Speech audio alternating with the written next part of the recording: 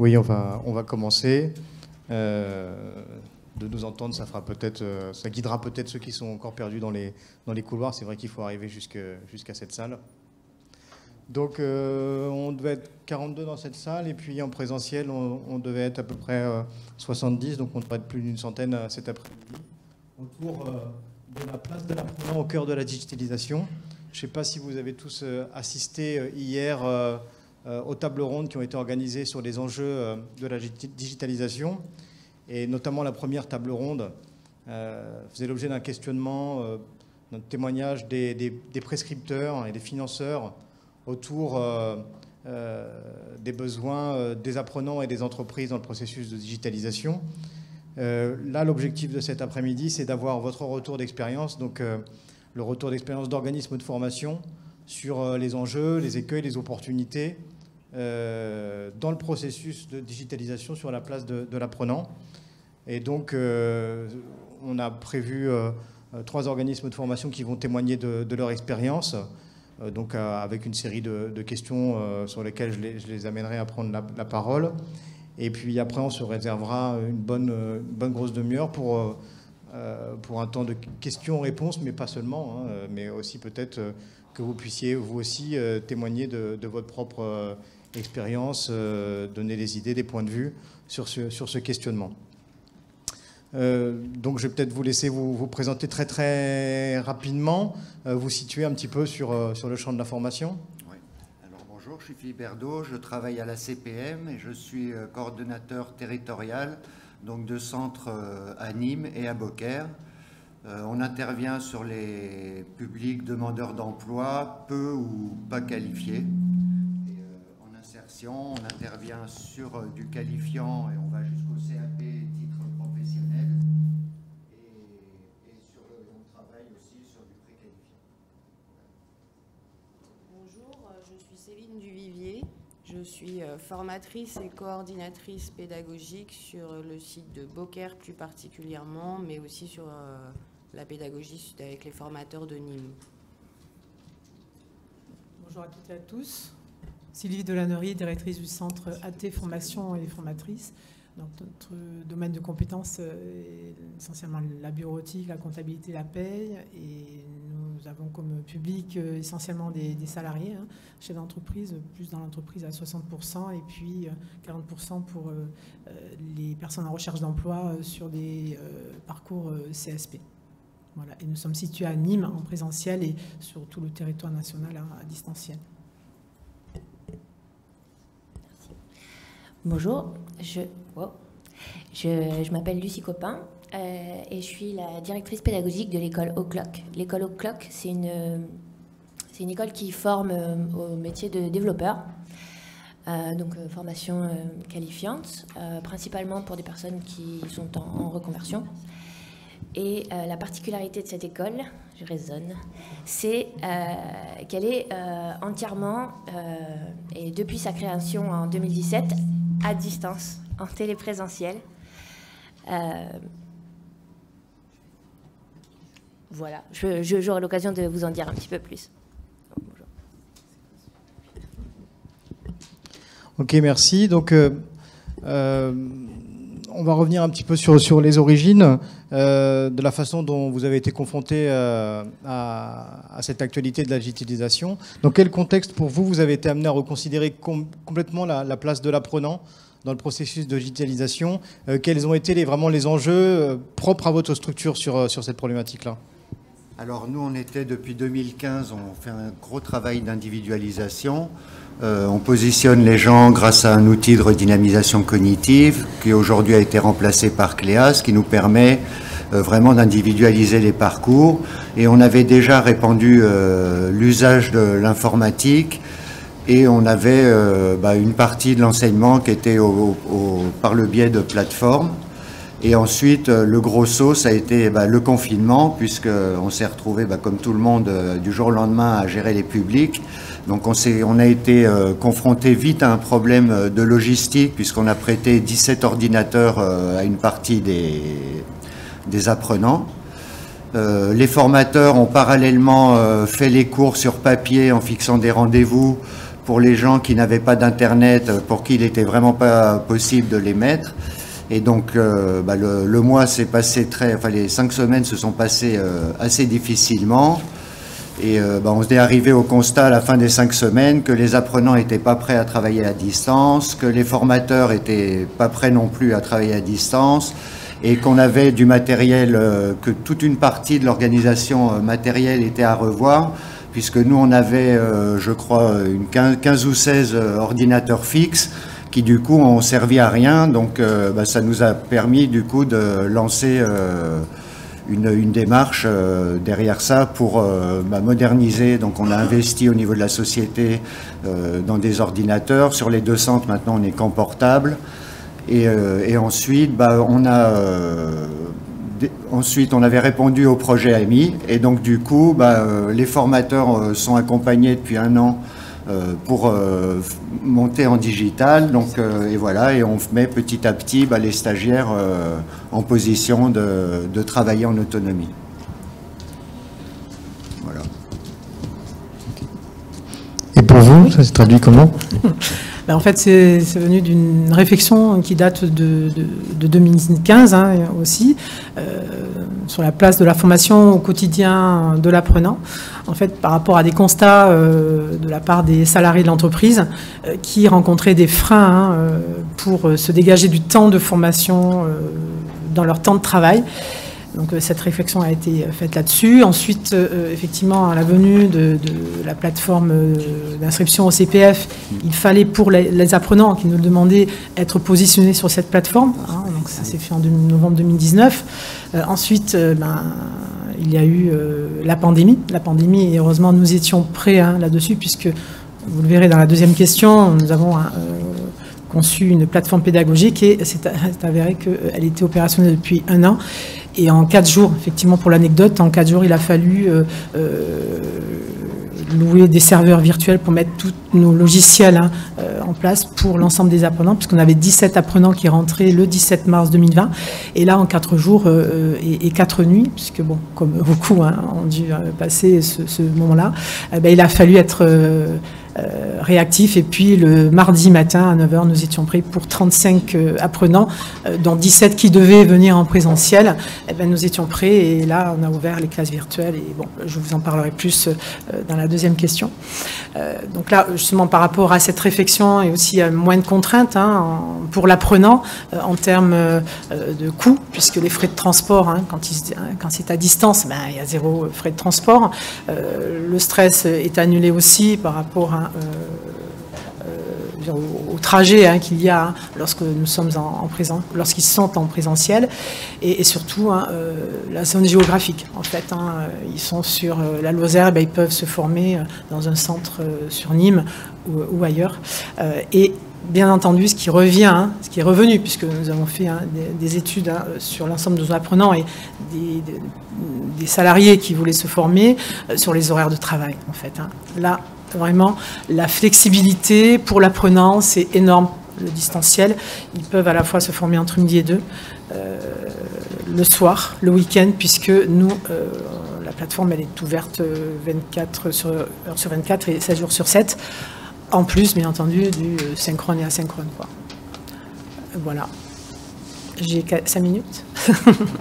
Et pour vous, Madame Copin, donc mais excusez-moi juste, et effectivement l'enjeu par rapport à notre structure, c'est d'élargir notre zone de chalandise, puisque maintenant nous travaillons sur le territoire national et même dans les dom-toms, alors qu'avant nous étions restreints au département du Gard, puisque nous sommes sur Nîmes, et département limitrophe. Voilà, donc ça, effectivement, la zone de chalandise a été vraiment élargie. Voilà, merci. Madame Copin, pour vous, donc c'était un petit peu différent, parce que c'était un pari un peu dès l'origine, mais avec une réflexion quand même sur la place de l'apprenant dans le processus que vous mettiez en place. Tout à fait. Alors, c'était pas pour les mêmes raisons, effectivement. L'école au clock, on l'a créée, on l'a fondée, on l'a réfléchie sur la base du téléprésentiel. Le format est à distance. Mais notre intention, on a tous, dans les cofondateurs, presque tous, été formateurs en classe physique. Et donc notre intention, c'était de garder vraiment la même richesse et de la porter vers le distanciel et de bénéficier de tous les avantages du distanciel. On fait de la formation dans le numérique, on est aussi des développeurs, et quand on est dans ce métier-là, on a aussi une affinité particulière justement avec le télétravail, les avantages que ça peut procurer en termes de coûts, en termes d'accessibilité, énormément, parce que justement, quand on est territorialisé, en fait, on ne peut pas du tout toucher les mêmes apprenants. Il y a des personnes qui auraient un potentiel énorme et qui ne pourraient pas se permettre d'aller faire une formation dans une grande ville. Voilà. Donc c'était l'intention de notre création. Et en fait, il y avait, quand on a commencé, il y avait, je pense, une école aux États-Unis qui commençait à fonctionner en téléprésentiel, mais sinon la formation à distance, c'était principalement les MOOC. Que vous connaissez certainement. Et le truc des MOOC, c'est très intéressant, ça peut être très très puissant, mais le risque sur les MOOC, c'est l'engagement. Et en tant que formateur, nous, ça ne parlait pas vraiment à notre enjeu. Donc pour nous, l'enjeu de la digitalisation, de la digitalisation, mais à partir de zéro, comme définition, c'était de générer l'engagement à travers dans toutes les dimensions en fait de notre dispositif pédagogique, matériel, technique, relationnel, de communication, donc de générer vraiment l'engagement et en fait de favoriser tous les types d'interactions positives, tous les types d'interactions humaines qui existent quand on est dans un dispositif de formation. Donc c'est entre l'apprenant et les formateurs, mais c'est aussi les apprenants entre eux. Et donc voilà, techniquement, comment est-ce qu'on peut faire ça? Pédagogiquement, comment on peut faire ça? J'essaye de ne pas déborder sur les autres questions. Très bien, merci. Alors, Madame Delannery, vous étiez pressée de répondre à la deuxième question, donc deuxième question. Non, précisément, par quelles actions, quelles évolutions, quelles nouveautés techniques, mais aussi pédagogiques, cette prise en compte de l'apprenant, elle s'est traduite pour vous dans le processus de digitalisation? Alors, comme je vous le disais, ça a commencé en 2018. Nous avons, dans un premier temps, déposé sur Google Drive, qu'on est sur des outils collaboratifs, Google Drive ou OneDrive, nos supports de cours. Ça a commencé par là, pour les partager. Enfin, pour que, au départ, le distanciel, on a fait comme ça. Et dès que la plateforme pédagogique que nous avons pris, en fait, comment dire, la décision de la créer sur Moodle, donc ça veut dire qu'il a fallu concevoir de toutes pièces avec l'ensemble du personnel une plateforme LMS, une plateforme pédagogique. Elle a été opérationnelle en février 2019. Donc là, on a tout basculé. Et là, effectivement, il a fallu former l'ensemble du personnel à toutes ces techniques de digitalisation. On l'a fait en amont, on l'a fait pendant, et nous continuons. En continuant, on a quand même à peu près 8 heures par semaine dédiées à l'amélioration, au développement de la plateforme pédagogique et à nous former aussi. Au départ, ça a eu 5 jours de formation pleine, et puis ensuite, on a eu 1 mois complet dédié à cette plateforme quand même. On a dégagé du temps à une formatrice, et puis effectivement, nous avons embauché un CDD, une formatrice, mais le coût financier était différent par rapport à ce que nous proposaient des prestataires. C'était de l'ordre de 25 à 30 000 euros par rapport à ce que nous souhaitions. Là, au moins, l'avantage, c'était que nous étions autonomes, elle nous appartient. Elle vous appartient sur Moodle, et nous sommes à même de réagir très rapidement, et même très très rapidement durant le cours. C'est-à-dire quand il y a une problématique sur la plateforme, nous pouvons résoudre la problématique immédiatement. Donc ça, c'est vraiment un gros avantage. Développer, concevoir l'ensemble des cours. On a mis dans nos supports de cours, on a rajouté des vidéos tutoriels sous-titrés. On a mis en place des quiz avec une réponse automatique, tout en les accompagnant, puisque effectivement l'accompagnement, c'est vraiment pour l'apprenant très important. C'est pas parce que vous les mettez en distanciel que vous n'êtes pas derrière un ordinateur. Il y a les classes virtuelles aussi que nous avons mis en place. Il y a du asynchrone, du synchrone et du asynchrone en même temps. Même sur le asynchrone, il y a le forum de discussion qu'on a mis en place avec des échanges entre les apprenants. Ça, c'est vrai que c'est très intéressant. Et avec le formateur. Donc nous laissons aussi les apprenants répondre à la question d'un apprenant, et ensuite nous, derrière, nous validons la réponse. Donc ça, c'est vrai que ça plaît pas mal. Il y a le chat instantané sur la plateforme, mais bien entendu, il y a toujours le téléphone, il y a toujours l'email. Ça, il y en a qui restent dans les anciennes méthodes, mais ils ont quand même pris quand même les méthodes du distanciel, en fait, de la digitalisation. Donc, comme je vous disais, des quiz. Ensuite, on a mis en place des jeux ludiques via certaines plateformes. Je peux vous les citer. On est allé voir l'application H5P, c'est très bien. Donc, je sais qu'il y en a qui vont noter. Vous avez Geniali, on a créé des badges aussi numériques. Ça, c'est vrai que c'est bien, des badges numériques pour récompenser les acquis de chaque apprenant. Au départ en manuel, et c'est l'anecdote, effectivement, manuellement, quelquefois, quand nous étions en classe virtuelle ou en présentiel, puisqu'on arrive à faire, on fait du mixte aussi. Donc, effectivement, ils attendaient le badge, parce qu'ils avaient terminé leur module et leur thème. Et puis, si jamais on n'avait pas lancé le badge, parce qu'on a validé, c'était validé leurs acquis, là, ils nous envoyaient un mail où ils nous mettaient une question sur le forum. Alors de suite, immédiatement, il y en avait, puisque nous ne sommes que seulement 4 dans la structure, aussi, donc il y a toujours un sur les 4 qui répondait. Enfin, nous avons réussi à automatiser ces badges, parce que c'est, comme je vous l'ai dit, c'est une plateforme que nous développons en interne.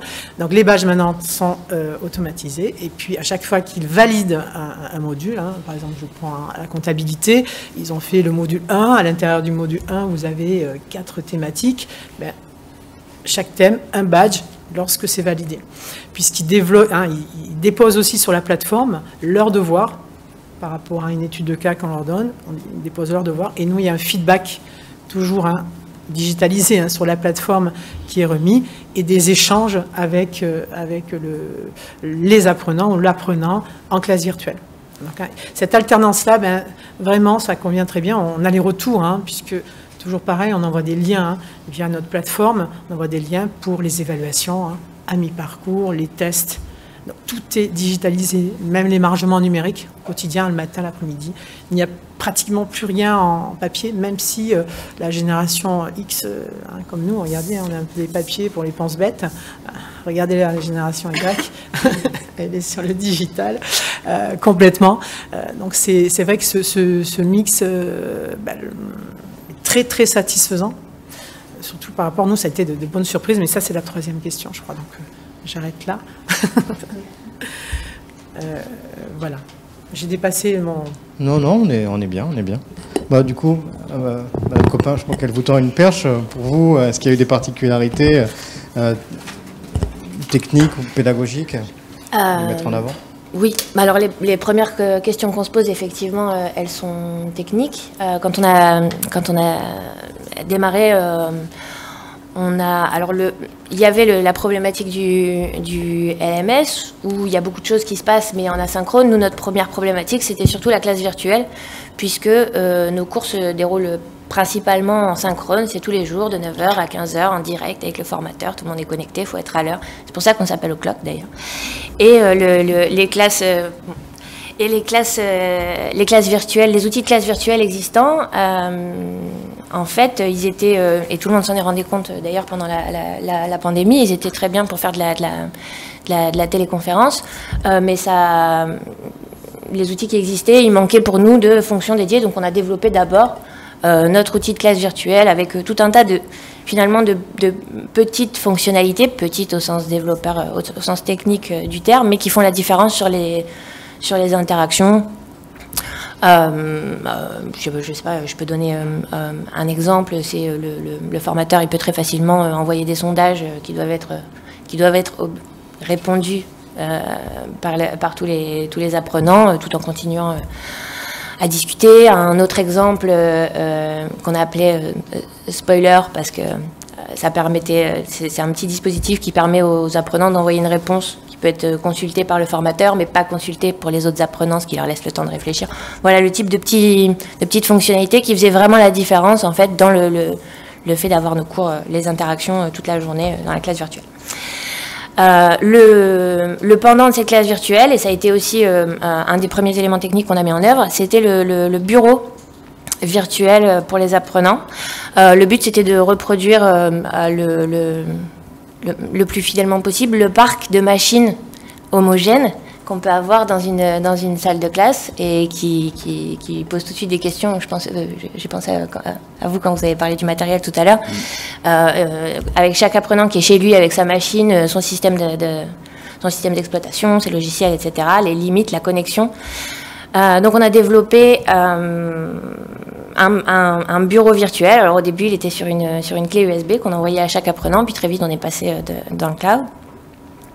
Et en fait, qui permet d'avoir un espace virtualisé, mais de travail pour l'apprenant. C'est comme sa machine, il en fait ce qu'il veut, c'est personnel, mais il y a des facilités pour que nous, on s'y connecte, pour que les apprenants ils puissent se connecter à leur machine aussi entre eux et collaborer facilement, comme ils feraient dans la classe, regarder sur l'écran de leur voisin, comme ça. Voilà. Et puis, à la suite c'était vraiment le cœur. Pour nous, notre truc, c'était les interactions dès le départ. Donc, c'était vraiment le cœur technique du dispositif.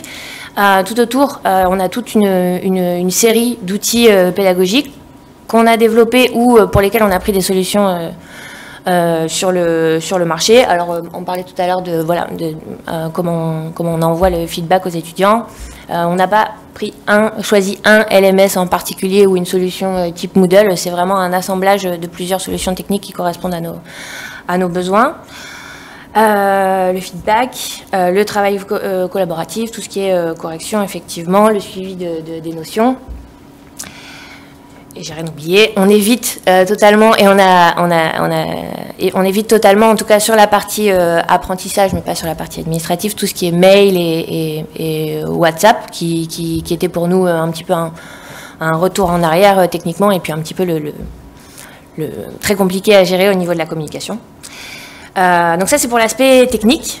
Je vais peut-être dépasser les 5 minutes. Et puis ensuite, en fait, ce qui a focalisé beaucoup de notre attention, c'est vraiment développer, mais vraiment de façon très détaillée, le parcours des apprenants et le type d'interaction qu'il peut avoir vraiment au sein de sa journée. Et on a toute une phase de préalable à la formation qui est dédiée en fait à la prise en main des outils pour nos apprenants. On fait des formations au développement, donc on a plutôt des publics qui ont au moins une affinité, sinon une connaissance avec l'outil numérique. Donc on a des problématiques, c'est à une échelle raisonnable, mais néanmoins. Donc tout le parcours pour arriver jusqu'en formation, vraiment la prise en main elle est fondamentale. Pendant la formation aussi, on a un tas de dispositifs qui sont dédiés à pouvoir, et aussi des interlocuteurs, qui doivent permettre de prendre en charge rapidement et efficacement toutes les problématiques périphériques à l'apprentissage. J'ai un problème de connexion, j'ai un problème, mon chien a mangé je sais pas quoi, ma cafetière. J'ai un souci de dossier administratif, mon financement il n'a pas été débloqué ce mois-ci, etc. Toutes ces choses-là. On est sur une formation vraiment intensive qui dure 5 mois à temps plein. Tous les jours, il y a des cours. C'est une formation de reconversion, donc il y a énormément de travail sur de focalisation de l'attention et de remise en route des mécanismes d'apprentissage. Donc, avoir prévu un petit peu tout ce qui pouvait arriver sur la route de l'apprenant pendant sa formation et réagir rapidement, c'était fondamental. Et ça nous a amené d'ailleurs à structurer notre équipe pédagogique d'une façon un petit peu différente de ce qu'on avait connu dans les OF auparavant. Dans l'équipe pédagogique, il y a actuellement 78 personnes. Sur les 78 personnes, il y a 40 formateurs, une quarantaine de formateurs, et un tas d'autres fonctions en fait pédagogiques qui sont là pour accompagner l'apprenant. Et il y a notamment une vingtaine, je ne veux pas dire de bêtises, de ceux qu'on appelle les formateurs helpers, qui sont loin d'être des assistants, qui sont vraiment le pendant des formateurs pour accompagner le parcours de l'apprenant. Le formateur, il se focalise sur la partie collective, donner le cours, et tout ce qui est associé à la technique et au support. Et le helper, en fait, il accompagne les apprenants pendant tout leur parcours, du début jusqu'à la fin, et il est présent sur tous les aspects individuels, donc suivi de progression, suivi des apprentissages, éventuellement des problématiques personnelles, focalisées aussi sur la méthodologie d'apprentissage, etc. Donc finalement, on a distribué les rôles dans l'équipe pédagogique d'une façon beaucoup plus spécialisée et diverse que dans une équipe de formateurs telle que moi je l'avais connue auparavant. Du coup, je vais parler de l'environnement technique, le parcours apprenant, les rôles diversifiés, et puis, vous avez dit, quand on va sur le site, c'est assez drôle, au Clock, on a vraiment mis le focus dès le début, et ça nous sert beaucoup, ça nous a servi beaucoup, et ça nous sert encore beaucoup, sur la communication, en fait, le soin. Ça peut paraître bête parce que ça peut être une compétence transversale qu'on considère qu'on devrait appliquer partout dans le travail, mais en fait finalement on dédie beaucoup d'énergie à avoir une communication sympathique, inclusive, positive. Voilà, on essaye de les faire marrer, par exemple. Et c'est pas du tout anecdotique. Ça participe réellement de l'engagement des personnes et du fait que le distanciel, ça peut fonctionner. À mon sens. Voilà. Merci beaucoup. Alors pour ACPM, vous ne partiez pas avec le même public. Non, pas du tout. C'était plutôt au début un écueil et source de difficulté que ce processus de digitalisation. Donc vous l'avez surmonté avec quelle solution technique et pédagogique? Il y a eu deux niveaux, c'est-à-dire qu'au niveau de l'entreprise, c'est devenu un axe stratégique. Donc il y a eu des investissements massifs de l'entreprise. Il y a eu des créations de postes, donc il y a eu 2 créations de postes, un responsable réseau et un responsable digital qui est chargé de tout ce qui est multimodal, de centraliser tout ce qui est multimodal, des investissements matériels et humains, donc des formations, beaucoup de formations au personnel. Et en matériel, il y a eu 100 000 euros d'investissement en 2021 pour l'informatique. Donc, du coup, dans le Gard, on s'est retrouvés, nous, du coup, on a 22 ou 25 portables maintenant qui sont à disposition. Donc, on redistribue la pédagogie. Et dans le Gard, nous, ce qu'on a changé au niveau de la pédagogie, c'est qu'on a revu le positionnement, c'est-à-dire qu'on accueille les gens maintenant sur 2 semaines. On les positionne et il y a un questionnaire, une auto-évaluation informatique. Et ensuite, pendant ces 15 jours, on se donne de leur donner les bases pour qu'ils puissent utiliser une visio, un navigateur, qu'ils aient tous un mail et un traitement de texte. Et en fait, et du coup, ça, on le fait au départ parce qu'on s'est rendu compte, nous, dans nos formations auparavant, que former et faire acquérir des compétences informatiques pendant la formation, on n'acquiert pas de compétences et on perd le temps au niveau du cœur de la formation. Et par ailleurs, les formateurs sont formés depuis janvier 2021, donc dans le cadre du projet AMI. Voilà, donc c'est aussi un gros investissement puisque là on donne 140 jours de travail uniquement pour la formation. Et là, Céline va plus vous parler du contenu de cette formation. Du coup, si vous voulez, ce qui était compliqué aussi pour nos publics, c'est qu'on a souvent des publics qui ont un niveau de base en fait assez faible, je ne sais pas si c'est le bon mot, mais qui ont non seulement des difficultés en informatique, mais qui ont aussi souvent des difficultés en langue française. Et du coup, plutôt que se dire on va en fait porter notre formation à distance, déjà il a fallu faire des choix sur ce qu'on peut porter à distance et ce qu'on ne peut pas. Parce qu'il y a une majorité en fait des formations qui sont aussi techniques, et la technicité, à distance, c'est pas forcément possible. Et du coup, on a voulu en fait porter ce qui était possible en termes de savoir de base et en faisant surtout du progressif. C'est-à-dire qu'on a en fait commencé à faire du distanciel en salle. C'est-à-dire à se dire, pour que l'apprenant maîtrise en fait la visio, on va rester en salle, on va tous se mettre sur un ordinateur, on va couper les micros pour éviter les larcènes et compagnie. Mais on va commencer déjà par voir comment ils maîtrisent l'outil quand on est ensemble. Ce qui nous permettait, nous, parce qu'on n'est pas beaucoup de formateurs, ce qui nous permettait déjà de régler un maximum de problèmes en fait avec eux. Et de se dire la compréhension, elle est peut-être meilleure quand on est avec eux pour pouvoir après porter en fait à distance ce qu'on a fait en présentiel. Et petit à petit, du coup, on a essayé d'adapter comme ça les modules de formation sur, en fait, si vous avez la capacité de le faire en salle, maintenant, on va pouvoir le porter à distance. Et c'est comme ça, en fait, qu'on a fait du progressif. C'est-à-dire sur les 15 jours de positionnement dont Philippe parlait tout à l'heure, c'est les aider à tester les outils pour qu'une fois, en fait, ces 15 jours passés, on se dise, on va continuer le progressif en portant à distance petit à petit. C'est-à-dire au début, ça va être une journée par semaine, on va porter un module à distance. Et les modules, on les a créés aussi bien pour les faire en fait en présentiel qu'à distance. Tous les modules qui étaient possibles, on travaille en fait ensemble. Par rapport à InnovEmploi, bien sûr, on a découvert les outils selon en fait l'axe de travail qu'on souhaitait, si c'était de l'apprentissage, si c'était de la communication, si c'était en fait de l'évaluation. Et on a cherché en fait ce qui était possible en termes d'outils pour pouvoir à chaque fois en fait se dire là on est plus sur de l'apprentissage, là on est sur l'expérimentation, du coup on va passer par de la vidéo, on va chercher derrière à évaluer, voir ce qu'ils ont compris, mais ça a été vraiment quelque chose de progressif.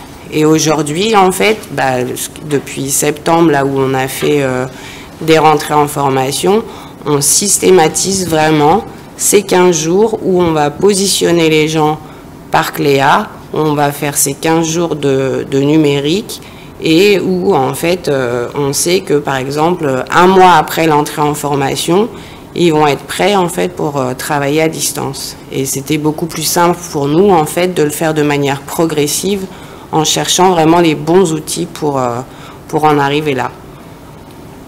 Pour compléter Céline, on est sur des publics qui étaient vraiment dérogatoires. Enfin, on ne peut pas imaginer les laisser plus de 2 jours à distance en fin de parcours. En fait, le deuxième confinement, on n'a fait que du présentiel parce que c'est vraiment les publics qu'on entend à la télé, qui ont des problèmes domestiques, etc. Donc, ils sont très demandeurs et vraiment à la fin du confinement, de l'ensemble de nos stagiaires, il y a eu vraiment une grande souffrance. Donc, au second confinement, on a accueilli et c'est là qu'on a mis en place une espèce, parce que le but c'est de les rendre autonomes quand même.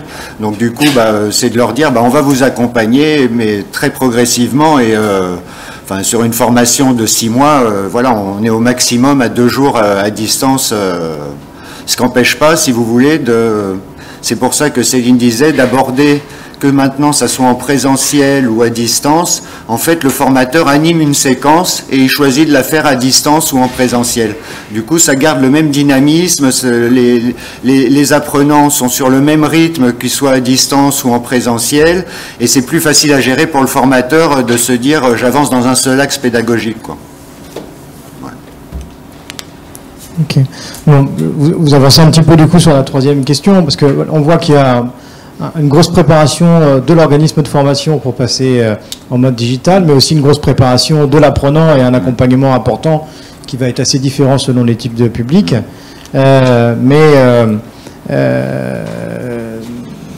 Voilà, c'est pas gagnant à tous les coups. Vous avez donc vécu une expérience où malgré tout ce travail de préparation et d'accompagnement, vous considérez que vous ne pouvez pas, que ça reste un palliatif et que vous devez limiter un maximum le recours à la formation digitale.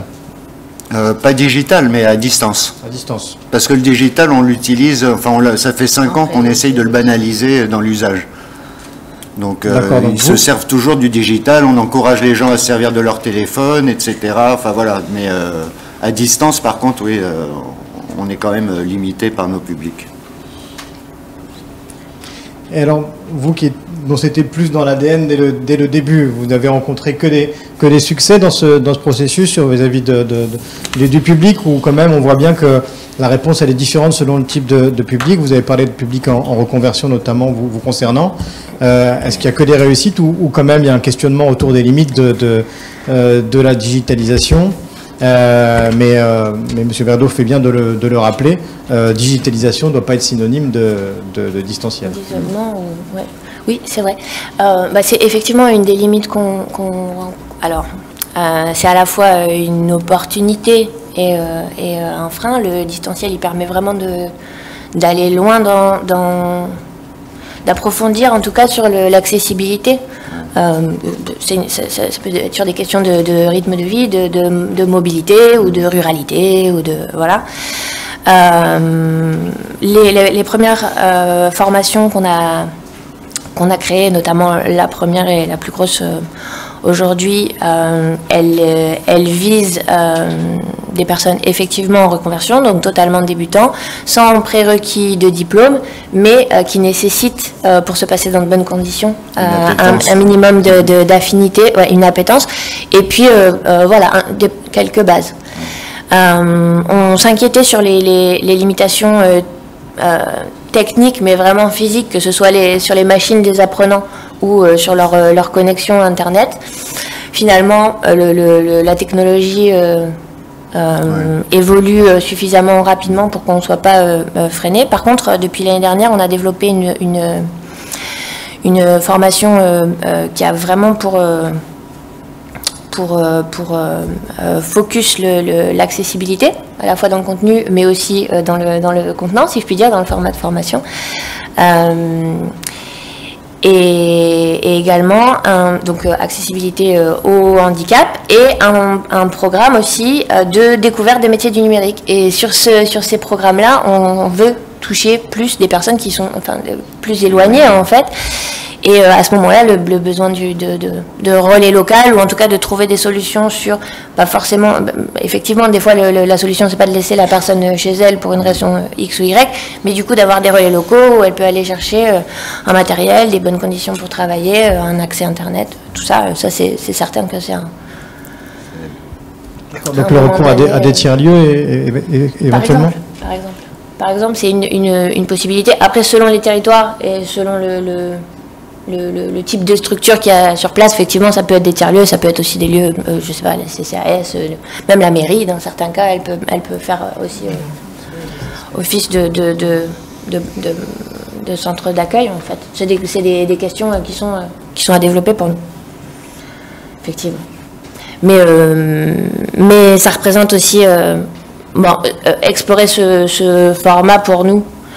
Ça représente énormément d'opportunités. On est allé au-delà de ce qu'on pensait. Il y a encore de quoi faire. Même par exemple développer justement les compétences liées au numérique, la familiarité avec l'outil, et puis aussi depuis la pandémie, on se rend tous compte de l'intérêt que ça a. La maîtrise des outils de travail à distance, vraiment de collaboration à distance, c'est une plus-value, un avantage. Après, pour les personnes, on forme vraiment des personnes pour aller vers l'emploi. C'est vraiment le but de la démarche. Et donc, pour le coup, ça leur donne plutôt il y a une marge d'accès, mais ça leur donne vraiment un plus, quoi, des armes supplémentaires à la sortie. Du coup, je me permets de continuer avec les autres opportunités que ça a représenté pour nous quand même, ce format. Vous parliez tout à l'heure de la zone de chalandise. Alors effectivement, elle s'élargit énormément parce qu'il n'y a pas de zone kilométrique pour aller chercher les apprenants, et elle s'élargit aussi du coup par l'inclusion, les dispositifs d'inclusion qu'on peut imaginer. Ça, j'en ai parlé. On s'est aperçu. Oui, alors un autre avantage assez concret, c'est le recrutement des formateurs. Nous, on forme au numérique, donc recruter des formateurs, ça peut être facilement pas évident à faire, mais recruter des formateurs sur un métier qui est en tension au niveau global, c'est un challenge, et du coup le fait d'être à 100% à distance, ça nous a aidé beaucoup pour recruter des formateurs, des super formateurs très compétents. Ça, c'était un peu pour nos opportunités à nous, quoi, vis-à-vis des apprenants. On en a parlé un petit peu. Et puis, en fait, on s'est aperçu aussi, en tant que formatrice, je me suis aperçue que non seulement on pouvait recréer de façon satisfaisante, à mon sens, les interactions qui ont lieu dans la classe, mais il y a aussi, avec le format particulier, et notamment le jeu qu'il y a dans le téléprésentiel, mais vraiment dans le synchrone entre la vidéo, le formateur qui parle beaucoup, et l'écrit à côté, le chat, quoi, la discussion, en fait, permettait de faire émerger des types d'interactions qui n'existent pas en physique, qui n'existent pas dans la salle de classe. La possibilité aussi de se parler à des horaires différents, on en a parlé tout à l'heure. La possibilité aussi d'avoir son attention sur le cours, mais de pouvoir faire appel à un interlocuteur différent sans déranger la classe et sans perdre toute son attention. Ça ouvre énormément de portes pédagogiquement. Quand on est formateur, d'ailleurs les formateurs dans l'école, on a souvent l'esprit qui bouillonne parce qu'il se passe plein de choses. Voilà. Et ça nous a. Alors, lors du premier confinement, on a proposé aux organismes de formation qu'ils souhaitaient d'utiliser notre outil de classe virtuelle gratuitement. Et on a commencé depuis cette année à le développer vraiment de façon commerciale. Il s'appelle Sleepers. Pour l'instant, il est en version bêta. Vous pouvez aller l'essayer si vous voulez. Et en fait, tout ce qu'on a appris et qu'on apprend encore dans le développement de ce format comme étant notre focus principal, on a envie aussi de le partager avec les élèves. Évidemment que la pandémie et voir la situation dans laquelle pouvaient se trouver les apprenants, les étudiants, même les enfants et les formateurs aussi, toutes les personnes, tous les enseignants en fait, ça donne d'autant plus envie de partager un petit peu justement nous ce qu'on a appris techniquement et pédagogiquement à travers ce format. Ça c'est un autre type d'opportunité aussi identifiée. Ok, merci. Donc pour ACPM, donc on a vu que pour vous la digitalisation, en tout cas sur l'aspect distanciel, c'était plutôt source de difficultés et d'écueils que d'opportunités. Pour autant, la digitalisation, c'est plus large que ça. Donc qu'est-ce que ça a pu créer par contre comme opportunité pour les apprenants selon les modalités que vous avez préféré mettre en œuvre, c'est-à-dire plutôt en prévention dès que ça a été possible? Alors en fait, plus que d'écueils, je parlerai de difficultés, parce que du coup on se retrouve à des difficultés, je pense, de temps pour les formateurs, c'est-à-dire que la construction de cours, c'est vraiment chronophage.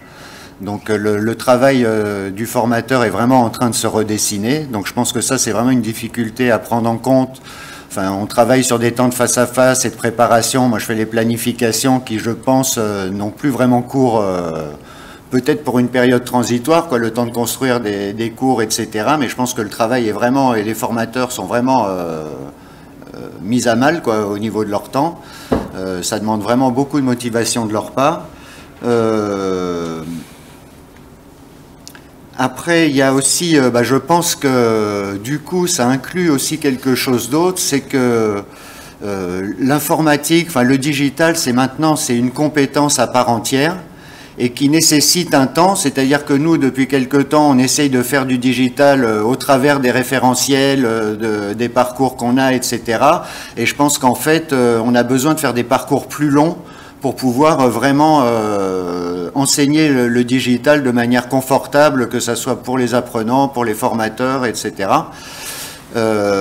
Ensuite, la grosse difficulté qu'on avait connue, nous, parce que nous, on n'est pas du tout informaticiens, c'est le niveau de compétence des formateurs. Donc là, ils sont accompagnés depuis 1 an, donc le niveau a monté. Donc du coup, la difficulté, c'est devenu une opportunité.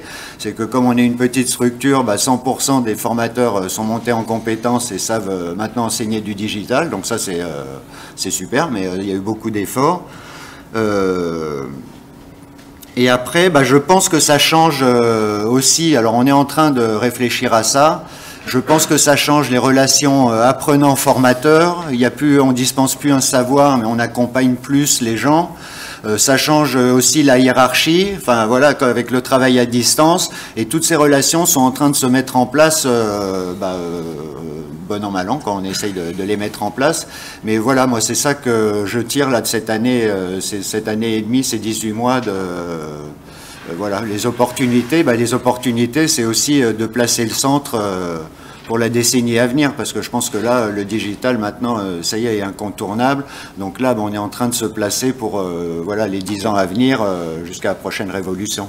Donc ça, c'est vraiment une opportunité pour quand on est dedans, D'accord. Donc c'est presque un peu trop tôt pour un retour d'expérience puisqu'elle est encore en train de se construire. Oui. Si je peux rajouter quelque chose en termes, quand on parle de limites, au point de vue du formateur, en fait, je pense qu'à un moment donné, il faut changer son regard aussi parce que tout ce qui est digital, du coup, au début, quand vous dites renvoyez-moi par mail, par exemple, le travail que vous avez eu à faire cet après-midi, et puis que il y en a, ils perdent la connexion, donc ils peuvent pas renvoyer par mail, donc ils vous renvoient par photo.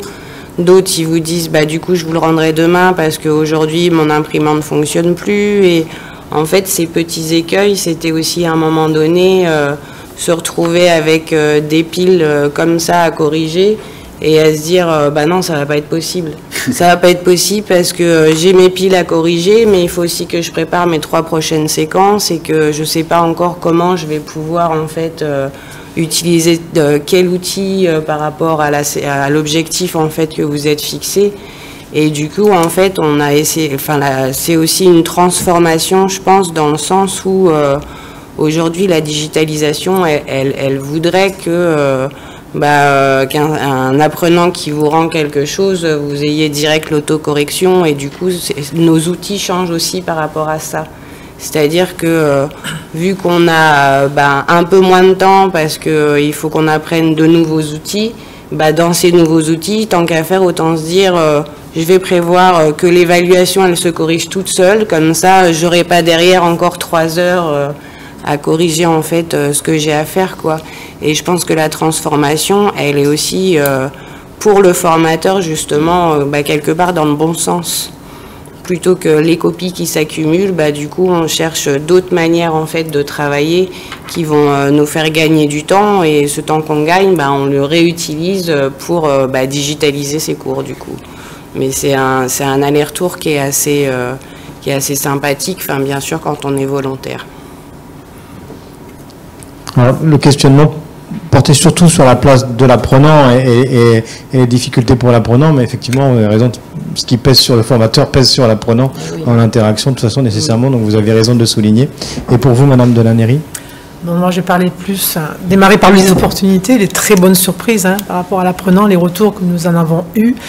Donc déjà, très bonne réceptivité de toutes ces méthodes distancielles, par rapport à l'ensemble des apprenants, donc 80% d'entre eux, donc c'est quand même bien. L'apprentissage mieux mémorisé par rapport à toutes ces séquences, puisque les vidéos tutoriels, elles pouvaient les arrêter, revenir en arrière. Les supports numériques tutoriels, pareil, ils pouvaient tout arrêter. Alors que quand nous sommes en présentiel, comme vous le savez, en magistral, c'est 30% que nous retenons, du moins l'apprenant.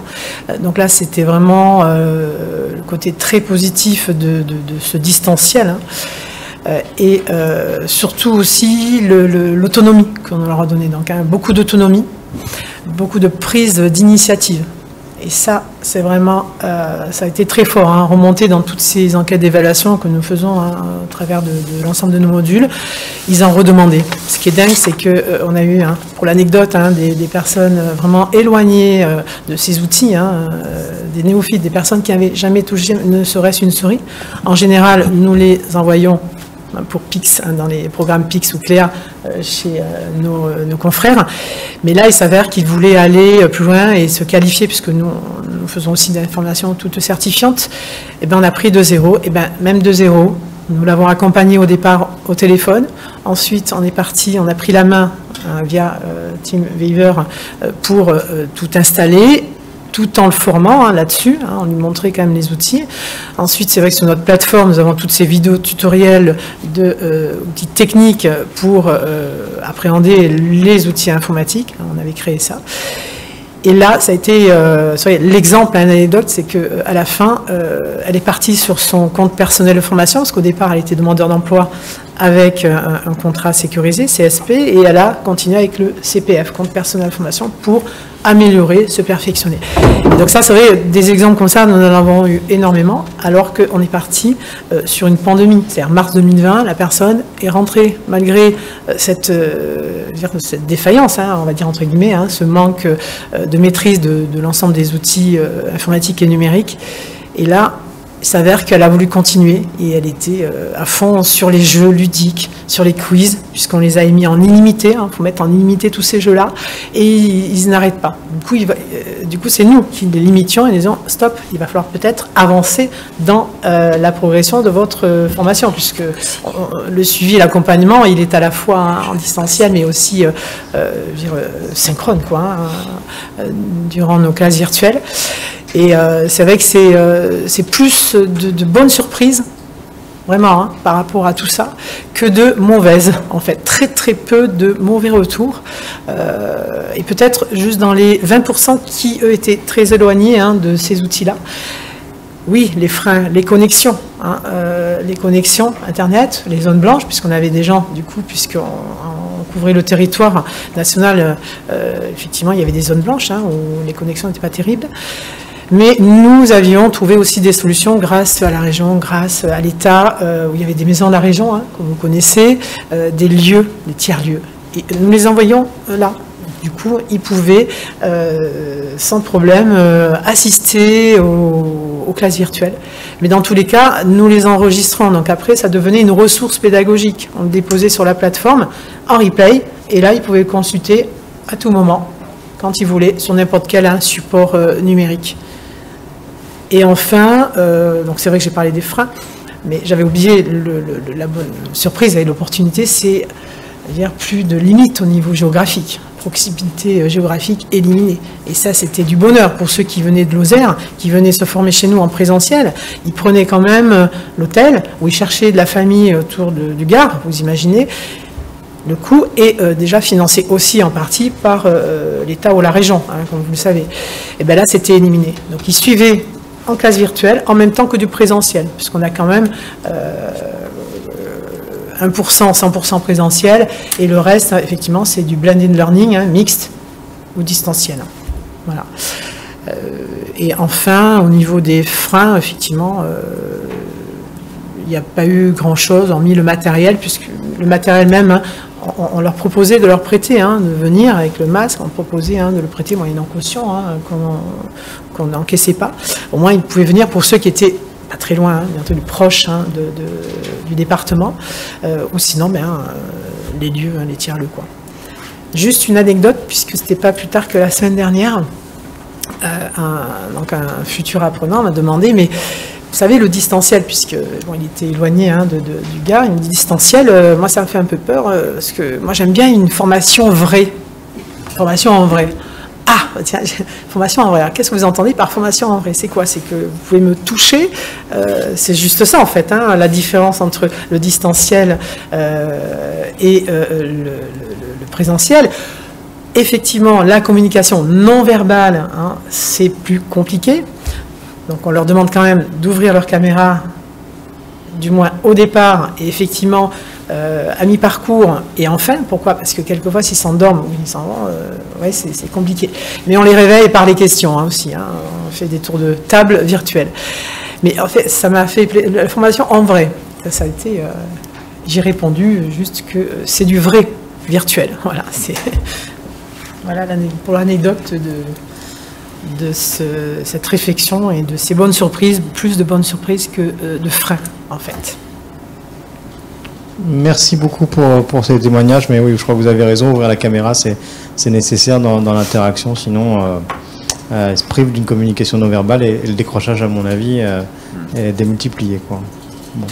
Est-ce que vous avez, de votre côté, là, on a une bonne demi-heure devant nous pour discuter. Si vous avez des questions à leur poser, si vous avez vous-même des témoignages à nous faire part rapidement, des points de vue sur la question de la place de l'apprenant. Parce que là, on a vu que même si effectivement notre débat portait autour de la place de l'apprenant, y compris pour trouver cette place-là, il y a tout un travail d'organisation de la structure, de préparation. Et on n'a évidemment pas évoqué tous les types de publics. Peut-être que vous avez une expérience avec d'autres types de publics. Hier, j'ai croisé une dame qui n'est pas là, je crois, mais qui me disait qu'elle a, par exemple, un public. Elle fait un doctorat sur les 10, et qu'elle trouvait dans la digitalisation vraiment des schémas cognitifs qui permettaient de détourner pas mal de problématiques et de développer vraiment la capacité à apprendre sur des troubles 10. Donc voilà, par la place de l'apprenant, c'est un petit peu tout ça qu'on peut évoquer là dans la demi-heure qui nous reste. Est-ce que vous avez autour de la digitalisation une expérience ou du questionnement à partager sur des types de publics particuliers? Oui. J'ai une question, je ne sais pas sur le micro, je pense. Attendez. Si, parce qu'il y a des gens à distance. Ah, il y a des gens à distance, pardon. En hybride. Merci. En fait, j'ai 20 questions, mais je vais en poser une, je vais essayer de me concentrer un peu. Par rapport à, et c'est surtout sur les formations qui sont plutôt à vocation d'insertion professionnelle. Donc moi je me présente Yann Gabé Origami, institut qui vient de se lancer à Montpellier, mais qui est parisien à l'origine. C'est par rapport aux formations qui sont à vocation d'insertion professionnelle.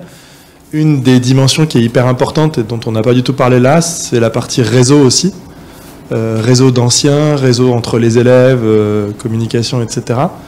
Est-ce que c'est des choses que vous avez mises en place? Est-ce qu'aujourd'hui vous avez des stratégies qui vous permettent? C'est souvent des réseaux qui se construisent en physique pour le coup, parce qu'ils se rencontrent, parce qu'ils déjeunent ensemble, parce qu'ils sortent ensemble aussi le soir. Est-ce que vous avez mis en place des stratégies qui vous permettent de compenser ça et de créer peut-être d'autres formes de réseaux, d'autres opportunités? Je vais m'arrêter sur cette question. Allez-y, après je peux. Je vais essayer de vous répondre. Enfin, moi, en fait, j'anime à la base une formation sur la médiation, donc qui, en termes de communication, le premier confinement, au départ, ça a vraiment coupé la communication, pour le coup. Et en fait, chose qu'on faisait entre équipes, c'est-à-dire qu'entre équipes, on a en effet, nous, on est sur WhatsApp, l'équipe en entier, comme ça, quand il y a des problèmes, on s'envoie un petit message. Et en fait, ça s'est fait naturellement chez les stagiaires. C'est-à-dire que de mon groupe l'année dernière, même de celui du premier confinement, ça a été en fait volontaire de leur part de se dire mais comment on va faire si on ne se voit plus? Et j'ai un de mes stagiaires, Ludovic, qui a dit naturellement avec tous nos potes, on chatte sur WhatsApp, donc pourquoi on ne montrait pas un groupe pour chatter sur WhatsApp? Donc au début, si vous voulez, en tant que formatrice, j'ai trouvé ça très bien, sauf que c'est vite très encombrant. C'est-à-dire qu'à un moment donné, vous mettez WhatsApp stagiaire sur silencieux, parce qu'en fait, ils tchatchent tout le temps. Ils tchatchent, ils ont un problème. Mais tu l'as lu, toi, la consigne? Parce que moi, dans la consigne, j'arrive pas à comprendre ça. Alors du coup, vous regardez de temps en temps, donc vous complétez. Alors je vous rappelle la consigne qui est de... mais à l'arrivée, en fait, eux, c'est tout le temps. Et cette année, pareil, j'ai Charlie qui a dit, au cas où on soit confiné, on va faire un groupe WhatsApp. Et il est aussi en silencieux parce que c'est du constant chez eux. Mais c'est du constant le jour, le soir tard, le matin tôt et le week-end. Donc du coup, si vous voulez, c'est très bien WhatsApp, mais pour les formateurs, ça a aussi ses limites. Oui, ce qui est intéressant pour nos publics, c'est que WhatsApp, tout le monde l'a, tout le monde le connaît, donc ils l'adoptent très facilement.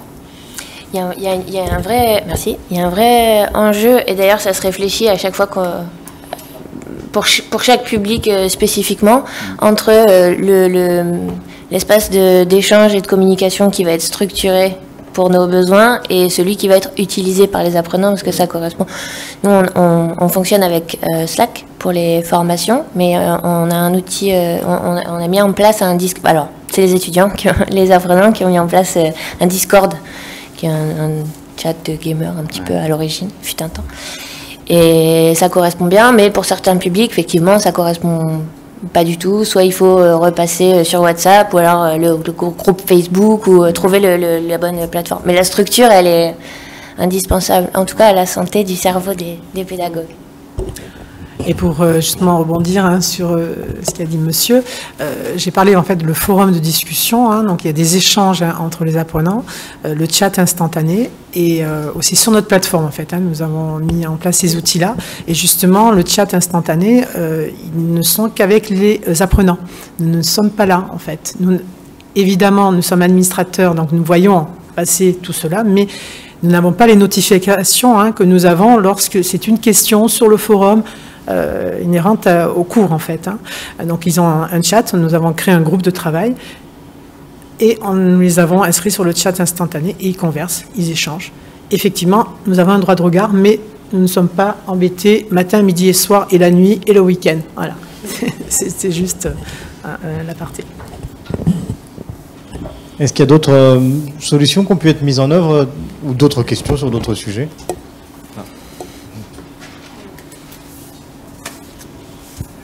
Merci. Alors, juste avant de poser ma question, j'aimerais rebondir sur ce qui a été évoqué à l'instant. Je m'appelle Mehdi Martrand, j'ai travaillé pour Enaco et Studi, qui sont deux principaux acteurs de l'enseignement à distance en France depuis désormais plus de 20 ans pour Studi, qui a été créé en 99, et Enaco dans les années 2000. La dimension qui a été évoquée, si je ne me trompe pas, c'était un peu la dimension, ce qu'on appelle 100% social learning.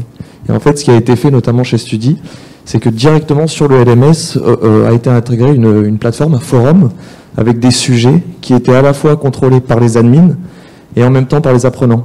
Et c'était un outil à part entière et tout a été fait pour que, et là on en revient un peu au sujet de la place de l'apprenant finalement dans l'enseignement tel qu'il est conçu dans ces écoles.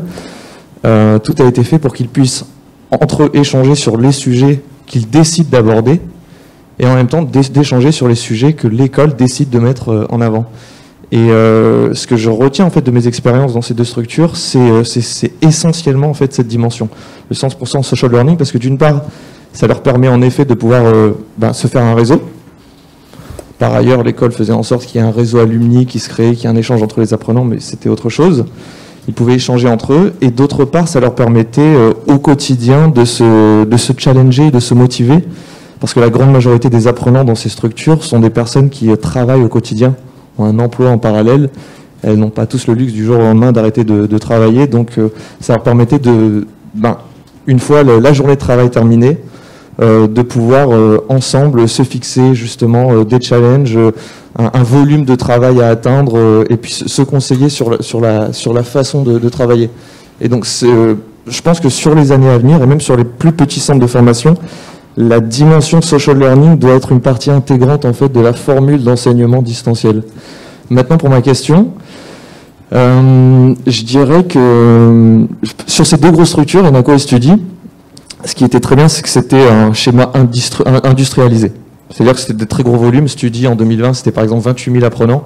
C'est plus de 160 000 apprenants déjà formés depuis 1999. Donc c'était des enjeux vraiment particuliers. Et en fait, la grande majorité des cours sont asynchrones. C'est-à-dire que c'est des vidéos qui sont enregistrées. J'ai mon schéma classique quiz, éval. Et la dimension, je dirais, synchrone, échange directement avec les professeurs et les apprenants lors de visio dédiés et optionnel. Et donc tout cet enseignement, je dirais, tacite et cet apprentissage qui résulte d'un échange en direct, un échange concret. Et on en revient sur ce que vous disiez tout à l'heure, est-ce que j'ai besoin d'être là, si vous avez besoin de me toucher? Absolument pas. Ça peut se faire à distance. Mais tout cet enseignement, finalement, nous échappait. Parce qu'on n'avait pas su trouver de formule pour pallier au manque d'échanges synchrones. Et c'est plutôt une question qui s'adresse à tout le monde ici. J'aimerais savoir aujourd'hui s'il existe des formules justement qui peuvent pallier à ce genre de problématiques. C'est-à-dire que j'ai on va dire un parcours pédagogique qui est entièrement autonome, où je vais avoir un apprenant en entrée qui va suivre 100% de ses cours en asynchrone, qui va suivre ses vidéos, ses quiz, sans même forcément faire d'évaluation qui serait corrigée à terme. Est-ce qu'il existerait des formules pour contrôler les acquis et s'assurer du bon apprentissage de notions qui, de base, se font, je dirais, d'une façon presque organique, qui sont en direct? Je peux juste répondre? Voilà, en fait, alors, effectivement, pour moi, l'apprenant, je préfère l'accompagner.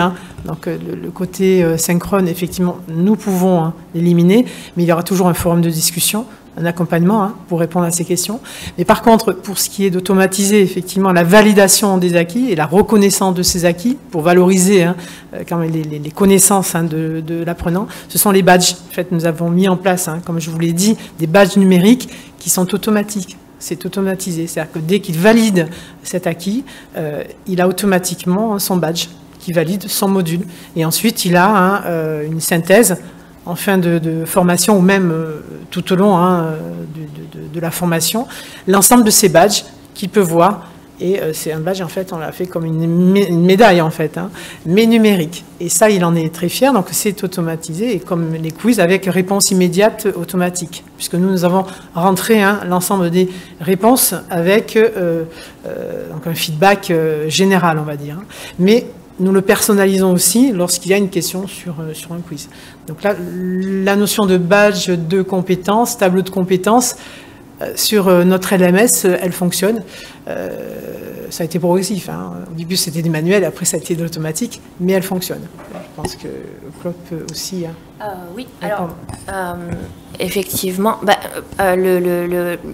dès qu'on essaye de passer à l'échelle, forcément, on se pose ces questions-là de la validation des acquis.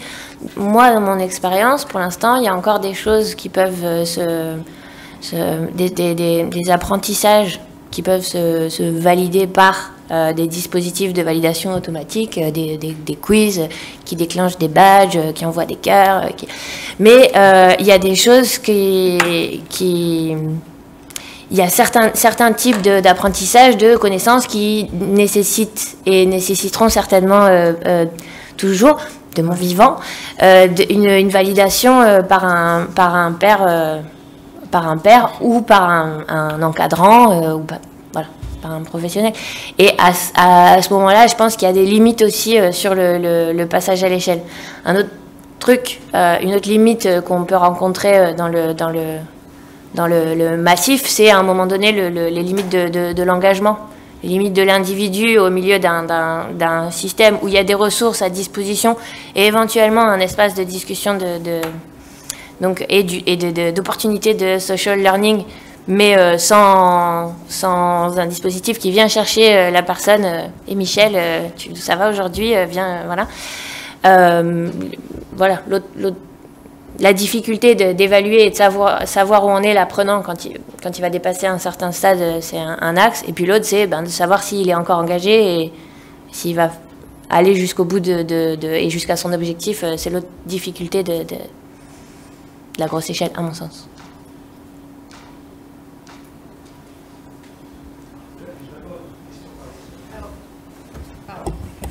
Merci. Oui, c'était pas vraiment une question, mais c'était plutôt un témoignage par rapport notamment à l'engagement des apprenants. Sur les classes virtuelles, nous, on avait déjà une plateforme LMS Moodle avant la pandémie, donc on était sur du présentiel enrichi en fait. Donc ils utilisaient, on a un service pédagogique qui a développé les quiz, etc., et les contenus sur ces plateformes. Voilà, donc à partir du moment où on a dû se mettre en confinement, et formateurs et stagiaires, il a fallu former nos formateurs effectivement sur tout ce qui est du distanciel, de l'animation de classe virtuelle, mais le challenge c'était comment dynamiser pour susciter l'engagement, l'intérêt, rendre fun en fait nos classes virtuelles. Et ça c'est très important et ça passe énormément par donc il y a plein de petits outils d'animation, les WooClap, les Kahoot qu'on connaissait, toutes ces petites choses là qui vont permettre de l'interactivité au niveau des classes virtuelles, les salons privés, les faire travailler entre pairs, etc. Et ça, c'est une dimension qui est vraiment très très importante. Et voilà, le challenge, c'est vraiment changer le positionnement du formateur vis-à-vis de ça et comment il peut s'emparer de ces différents outils et surtout qu'il puisse scénariser ces séquences de formation vraiment en ayant toujours ce ciblage d'animer et voilà, de pouvoir donner du feedback et de tutorer sur ces formations digitales. Donc si vous avez aussi d'autres techniques, outils par rapport à ces animations, on est preneur. Je peux essayer de répondre un petit peu. En fait, l'intérêt de l'appel à manifestation d'intérêt est bien pour ça, puisqu'en fait, elle démarre par un diagnostic de vos publics qui vous permet ensuite justement de cibler quel type de stimulation vos apprenants, la dynamique en fait qu'il va falloir donner sur vos formations, puisque nous on a du préqualifiant, on a du qualifiant et c'est pas la même dynamique, c'est pas le même objectif. Et en fait, la base, c'est justement de pouvoir clarifier vos objectifs d'apprentissage pour après, en fait, choisir vraiment les outils. Et l'accompagnement par Innov-Emploi, c'est vraiment sur ce choix, en fait, des outils qu'on fait. Puisque nous, l'accompagnement qu'on a, on a des formateurs sur le qualifiant et d'autres sur le préqualifiant, d'autres qui bossent sur des chantiers d'insertion. Et même si je dirais les apprenants ont une base commune, c'est que par exemple à Beaucaire, je ne sais pas si quelqu'un connaît Beaucaire dans la salle, mais pour vous dire qu'on a quand même des personnes qui ont très peu de mobilité, qui ont été très peu formées, on a beaucoup de Sud-Américains, on a des populations gitanes, donc qui déjà arrivent avec un a priori sur ce qu'est la formation. Donc si vous voulez pouvoir porter en fait des séquences à distance avec ces publics-là, si vous voulez, c'est que le choix des outils est vraiment très important. C'est-à-dire qu'en fait, avec eux, vous ne vous dites pas je prépare une séquence. Vous préparez un parcours. Et dans votre parcours, en fait, il va falloir vraiment alterner entre de l'expérimentation qui va les emmener à faire des recherches pour qu'en fait ils soient stimulés toujours par quelque chose pour arriver à une fin. La fin, vous la connaissez, vous ne leur donnez pas forcément, mais l'idée c'est que jusqu'au bout du parcours, si vous voulez, ils soient toujours stimulés par ce qu'ils font. Et du coup, c'est pour ça que je préfère parler de parcours que de séquence. Parce que là, on a découvert du coup un outil qui s'appelle justement Parcourou. Et dans ces Parcourou, vous avez des briques. Et c'est un peu comme la construction d'une maison, quoi. Vous partez par un objectif et vous arrivez en fait sur plusieurs bases d'apprentissage qui pour eux vont être hyper importants en fait pour continuer leur parcours.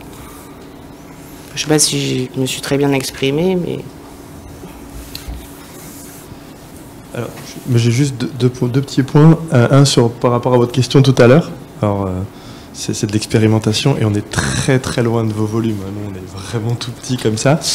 Là, on expérimente deux choses. Bon, il y a l'évaluation par les pairs, qui est quand même assez intéressante aussi, et qui a des limites parce que ça reste aussi des gens qui apprennent en même temps. Donc, c'est pas toujours simple et il faut des gens qui ont quand même une certaine confiance en eux pour pouvoir faire ça. Surtout quand on est dans du code, ça peut être un petit peu différent, mais quand on est sur des trucs un peu plus soft, c'est plus compliqué, je pense, je sais pas. Et là, justement, toujours dans cette idée de réseau, là, on est en train d'essayer de mettre en place l'évaluation par les anciens sous forme de mentorat, du coup, où les ex-apprenants deviennent aussi des intervenants moyennant rémunération, parce que sinon, tout travail mérite salaire, donc et c'est assez intéressant. Alors c'est hyper compliqué à mettre en œuvre. Il y a un engagement qui est très limité. Ça demande beaucoup de ressources, etc. Mais voilà. En tout cas, pour l'instant, c'est les expérimentations qui sont peut-être des pistes, en tout cas, qui peuvent permettre d'industrialiser, parce que plus vous avez de gens, plus vous avez d'anciens, plus vous avez d'anciens, plus vous pouvez former. Donc, c'est plutôt, si ça marche, c'est vertueux. Et j'ai donc une question qui rebondit sur votre question. J'ai entendu tout à l'heure, tu disais, excuse-moi, je tutoie, on les fait marrer, oui, c'est ce qu'on essaie aussi de faire. Et alors là, ma question, c'est, il y a plein d'outils pour favoriser l'engagement, mais souvent, les humains vont moins vite que les outils. Et du coup, est-ce que les gens qui font marrer chez vous, c'est des gens qui sont presque dédiés à ça? Vous avez identifié des ressources? Ou est-ce que vous avez réussi à trouver la martingale pour former vos formateurs à faire marrer? Parce que ça ne s'apprend pas toujours, ça. C'est une très bonne question. Alors déjà, faire marrer, c'est un raccourci. Hein. Il y en a il y a vraiment différents leviers, mais c'est toujours des leviers émotionnels. Et en général, les formateurs, quand ils arrivent dans l'équipe, ils ont déjà tous leur propre style et leur propre levier. Puis ils les développent aussi au fil de leur parcours. Il n'y a pas de blagues dans nos scénarios de cours, de nos journées. Par contre, on a des rituels, pas mal de rituels, des façons de s'adresser les uns aux autres. On use et on abuse d'émojis et de termes. On a un petit peu tout notre jargon qui vient du contexte technique dans lequel on est, où il y a des trucs qui n'ont pas forcément de nom dans la société en général, donc on les nomme, quoi. Et du coup, ça favorise un sentiment d'appartenance. Plein de petits rituels qui peuvent être... et aussi une certaine... beaucoup d'espace laissé à l'expérimentation aussi. Donc chaque formateur ou chaque référent de promo peut tester un nouveau dispositif avec sa promo. Le truc du téléprésentiel, c'est que du coup les autres collègues peuvent aller voir ce que ça donne, comment ils ont répondu. Il y a beaucoup d'échanges aussi dans l'équipe par rapport à ça. Donc non, il n'y a pas de formation pour être marrant. Par contre, petite anecdote technique, notre classe virtuelle qu'on appelle entre nous le cockpit, donc il est réservé, chaque classe virtuelle est un espace où il y a le groupe d'apprenants et le formateur et le helper. Donc qui sont vraiment les parties actives de la classe, mais par contre en tant que formateur on peut aller se balader dans les cockpits des collègues, quoi, si on a envie, et c'est fait, c'est pas c'est su, c'est fait dans la transparence, c'est pas du tout vécu comme une surveillance, mais par contre ça je pense que culturellement il y a plein de choses comme ça qui se diffusent de cockpit à cockpit. Et les rituels, quoi. Les messages envoyés à telle heure plutôt qu'à telle heure, parce qu'on sait que socialement ça se passe comme ça, systématiquement. Essayer de mettre en connexion les personnes qui sont parents, par exemple, et donc qui vont avoir un certain rythme de travail. Reconnecter, voilà, poser certaines questions qui peuvent paraître du quotidien à certains moments de la formation. Ça va, au moment où ils vont faire une activité, du coup après ils vont parler de leur histoire de vie courante pendant qu'ils vont faire l'activité, ça va faire des connexions. Je pourrais en parler pendant des heures, il faut m'arrêter. Oui, bonjour, merci. Je voulais simplement faire un petit ajout à la question qui a été posée par monsieur tout à l'heure quand il parlait de Studi et de l'échelle aussi à laquelle se déroulent certaines formations. On a parlé de digitalisation sous différents modes, sur des modes avec des formations qui étaient longues, avec des publics qui étaient en groupe, qui démarraient la formation ensemble, qui terminaient la formation ensemble, et avec du coup des formations où les entrées-sorties sont permanentes, où les apprenants se croisent pas du tout. Quand on évoquait des notions d'engagement, des notions de motivation, de communication, voilà, si on peut étendre ça au fait que la communauté, le groupe lui-même s'entraide dans l'apprentissage, dans la formation. On n'est pas du tout sur la même... C'est une notion qu'on n'avait pas encore évoquée, il me semble. Il ne faut pas oublier que c'est pas du tout la même chose.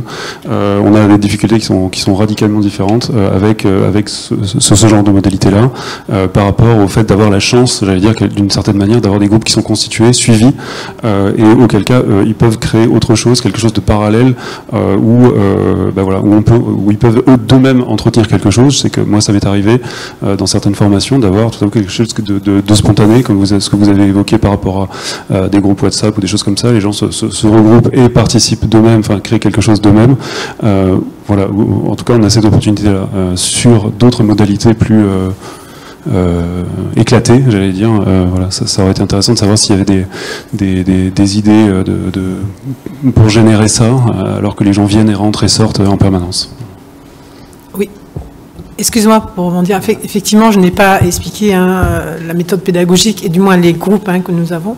Nous avons à la fois des entrées-sorties permanentes, voilà, en bureautique, en comptabilité et paye, moins. Ça c'est par session. Effectivement, il y a une entrée une fois par mois. Tous les mois, nous avons des entrées. Mais nous avons aussi la possibilité d'entrer à tout moment, puisque nos ressources pédagogiques sur la plateforme, elles sont ouvertes. Ils peuvent travailler le temps qu'ils veulent. Et ensuite, ils intègrent la classe virtuelle, qui est tous les jours, le matin et l'après-midi.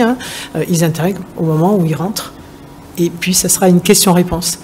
La thématique, le cours magistral que nous faisons, c'est justement une fois par semaine. On le met sur l'event calendrier, en fait. On le met sur la page d'accueil de la plateforme pédagogique. Et là, donc, ils voient s'il y a une thématique qui avait été soulevée par un apprenant. Hein. C'est-à-dire qu'une fois par semaine, on demande à un apprenant de nous donner un sujet qui les intéresse. Et le jeudi, on entame 1h30 de magistral et pour tout le monde. Donc on fait un appel là-dessus. Donc effectivement, vous avez raison de le dire, parce que j'avais complètement oublié que j'anime à la fois des sessions effectivement collectives, mais entrée-sortie permanente depuis que je fais la formation, c'est-à-dire 30 ans. Voilà. Même si mon centre de formation existe depuis 2007. Voilà. Merci. Et donc, juste pour m'assurer d'avoir bien compris, pardon, oui. Pour m'assurer d'avoir bien compris, donc il y a un appel qui est fait auprès des apprenants. De quel sujet vous voulez qu'on parle la semaine prochaine, en gros, c'est ça? Exactement. D'accord. Exactement, un appel donc sur la plateforme, sur le forum, chat et par mail aussi, puisque bon, tout dépend le moyen de communication que nous avons. Et en fait, ensuite, il y a un sujet qui est abordé. Questions-réponses sur tout l'ensemble des autres classes virtuelles. Comme cela, nous pouvons recevoir à tout moment des apprenants, les entrées comme les sorties. Voilà. Et ensuite, la plage horaire, effectivement, pour les salariés, c'est 18h30, on fait les classes virtuelles. Dans la journée, c'est pour les personnes qui sont dans un PSE ou en CSP. Voilà. Ouais. Après, j'imagine que dans un contexte où il y a des entrées en continu, il y a quand même la possibilité d'avoir des liens à un moment donné individuels sous forme d'entretien ou alors juste même des étapes d'auto-évaluation et peut-être justement dans l'articulation entre l'auto-évaluation et les dispositifs de correction entre pairs, d'évaluation entre pairs, à un moment donné faire le lien avec quelqu'un et lui dire « Hey, toi, t'as appris ça ? C'est super, donc c'est la validation d'un acquis, c'est valorisant. Est-ce que tu es d'accord pour le partager avec ?» Mais faut vraiment, au niveau du timing, je pense que ça doit être assez complexe à mettre en œuvre. Ça dépend du volume des entrées et du planning, mais c'est un biais. Moi, je vais revenir au contact systématiquement, mais ça me paraît être un bon biais. Et je rebondis encore, parce que voilà, nous, ce ne sont que des parcours individualisés, même s'il y a du collectif. C'est pas un cours magistral, c'est une classe virtuelle où il y a des questions-réponses, interactivité entre les apprenants et le formateur. Et ensuite, effectivement, il émerge un sujet que le formateur va aborder l'après-midi, en fait. Mais il faut savoir qu'ils peuvent tout à fait, à leur rythme, vraiment, chaque apprenant prend le rythme qu'il veut. Et si on leur demande une évaluation, une application à déposer sur la plateforme, on va la corriger, il va y avoir un feedback personnalisé. Et après, nous faisons le lendemain ou 2-3 jours après, suivant si l'apprenant a déposé, si l'ensemble des apprenants du groupe, s'il y a un groupe, attention, a déposé l'ensemble de l'application le vendredi, et le lundi, on va faire dans la classe virtuelle, dans le webinaire, une explication générale lorsque nous voyons que chaque apprenant a buté sur un certain sujet. Voilà. Mais c'est vrai que c'est très individualisé, mais à la fois dans le collectif, en fait. Voilà. Donc le distanciel, c'est vrai que les webinaires, c'est quand même pas mal aussi. Il va bientôt être l'heure de nous... Peut-être vous avez encore des... Non, nous, en fait, si vous voulez, on est vraiment sur de la pédagogie mixte, donc on alterne sans arrêt le présentiel avec le distanciel, le travail individuel et de groupe, donc du coup, la cohésion, même en entrée et sortie permanente, puisque... même sur les CAP, sur le papier, on est en entrée-sortie permanente, donc on est bloqué avec les inscriptions, mais du coup, si vous voulez, il y a toujours... les nouveaux sont entraînés parce qu'ils se retrouvent un jour en groupe, ils sont jamais avec le même binôme, donc les réseaux se font et l'entraînement se fait naturellement, en fait. Mais effectivement, on est peu en distanciel, je vous dis, on est au maximum à 2 jours par semaine, voilà. Donc c'est plus facile de serrer le groupe. Il va bientôt être l'heure de se quitter, donc on a une dernière question dans la salle. On va aller voir s'il y a une question sur le chat. Et puis sauf s'il y a vraiment des questions, une dernière question dans la salle, on va devoir passer à la suite du programme. Merci. Histoire d'embêter, ce qui va être éventuellement vérifié, ce sont des connaissances et quelques capacités. sachant que c'est en situation réelle de travail que quelqu'un pourra déclarer que la personne est compétente ou pas, et notamment le responsable d'entreprise, donc difficile de le faire avant les situations réelles de travail. Et ça, c'était un préalable à une question qui, pour moi, est importante et au cœur du sujet. C'est quelle est votre conception de l'apprenant et de la formation qui sous-tend la construction de la digitalisation et de la distance qui est effectivement différente. Autrement dit, pour vous, c'est quoi former et c'est quoi la personne qui apprend? Maintenant, je pense on accompagne les gens à s'auto-former, en fait, de plus en plus. Hein, alors, le risque, ça va être, ça demande beaucoup d'engagement de la part de l'apprenant, beaucoup plus qu'avant, parce que, à distance, on voit tout de suite ce qui n'est pas fait, mais oui, enfin, je pense que c'est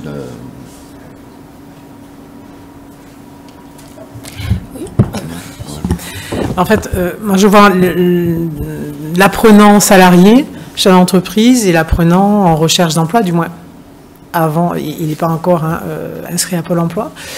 Donc là, nous, effectivement, notre rôle, c'est la connaissance. Et s'il y a la compétence, c'est l'application, effectivement, des compétences.